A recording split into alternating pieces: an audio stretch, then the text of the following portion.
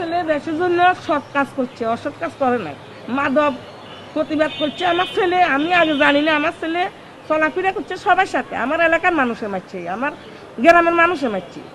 যেখানে ওর জন্মস্থান, ওই জন্মস্থানের মানুষে আমার ছেলেকে হত্যা করছে নির্ভরভাবে। ঘর থেকে ডাকিলো গেছে, একজন মানুষের ছেলে দিয়ে এনে ডাকাইলো গেছে, ডাকাইলো যে আমার ছেলেরে এখানে দুই গ্রুপ বললি এনে এক গ্রুপে নাটক সাজাচ্ছে। এখানে দোনো গ্রুপ হচ্ছে এক গ্রুপ নাটক সাজা আমার ছেলেকে এখানে ডাকিলো যায় কফি হত্যা করার আমার ছেলেরে।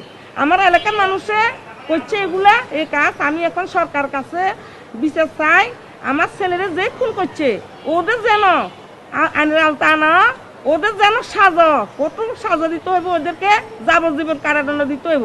এরকম আমার ছেলে নানি অনেক ছেলে মারা যাবে। আমার ছেলে অসৎ কাজ করে নাই, সৎ কাজ করছে আমার ছেলে। তো আমার ছেলের এরকম ভাবে মারছে, কে মারছে আমরা আগে জানি নাই। আমার ছেলেরা মারার পরে আমরা বুঝতেছি না, যারা মারছে তারা আমাদেরকে সহযোগিতা করছে।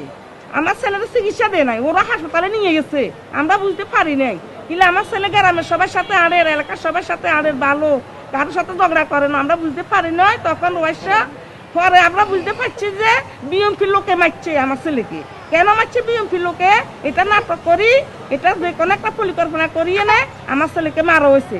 শুধু আমার ছেলে একজন মারা গেছে, বিএমপি যদি কোনো ঝগড়া হইতো, এখানে কোনো বেজাল হইতো, তাহলে আরো কয়েকজন 4-5 জন কারা ছিঁড়ে যাইতো, তাহলে কারো কিছু হইলো না।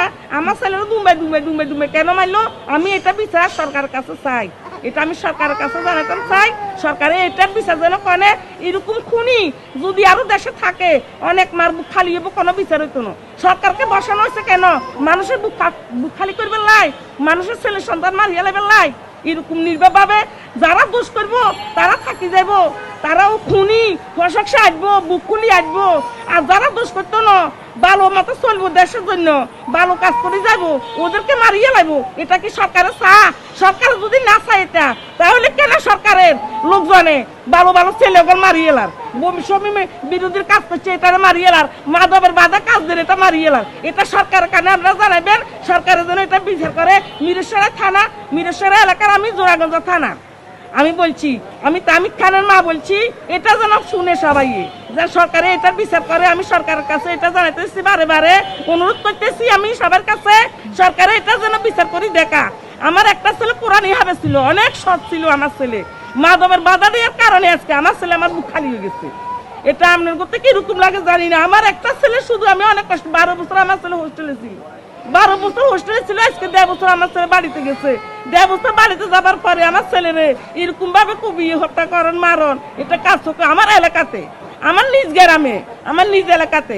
আর এমপি সাহেব বলছে যে ওই গ্রাম হে গ্রাম, এই গ্রাম হে গ্রাম, আমি বুঝি না। বিএমপি আমি আমি কিছু বুঝি না, রাজনীতি আমি কিছু বুঝি না। খুনি আমি চিনি, কে খুন করছে, যে খুন করবো করক, সরকার কাছে এটা আমার দাবি, সরকারের বিচার করতে হবে। সরকারকে বসানো হয়েছে মানুষের খুন করার জন্য না, সরকার বসানো হয়েছে মানুষের মারবুক খালি করার জন্য না। সরকার যদি এগুলো দেখে বসি তাহলে দেশে আরো আন্দোলন চলবো, আরো আন্দোলন নামবো, জুলাই যদি কি চলে আরো দূরে চলবো। আমি বলতেছি আমার একটা দাবি, আমার ছেলেরা এভাবে যে হত্যা করছে এটার আমি বিচার চাই, এ খুনিদের বিচার চাই। খুনি যে হইব, খুনির বিচার করতে হবে। সরকার যদি বিচার না করে, এটা আল্লাহর আদালত হলে বিচার একদিন হইব। আমার এরকম ছেলেরা যে গর্তন ডাকিল যে মারছে, গর্তন ডাকিল যে নাটক সাজে মারছে, কেন মারলো আমার ছেলের এরকম ভাবে হত্যা করলো? বিএমপির লোকজনের যদি আমার ছেলে কোনো কিছু করতো আমার বলতো, আমার না বলি এরকম বাড়িতে ডাকিল যায়।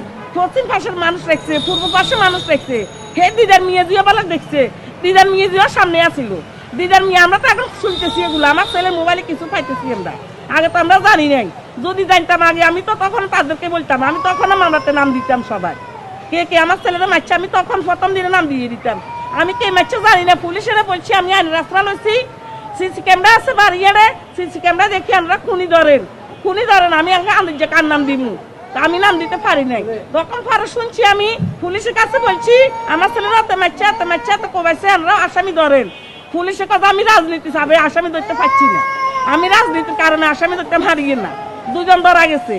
আর বাকি আসামিগুলো আছে, যে আসামি একজন আছে হাসান আমার বাড়ির পাশে, হাসান আমার ছেলেরে জেনারেল হাসপাতাল থেকে দূর করে নিয়ে গেছে।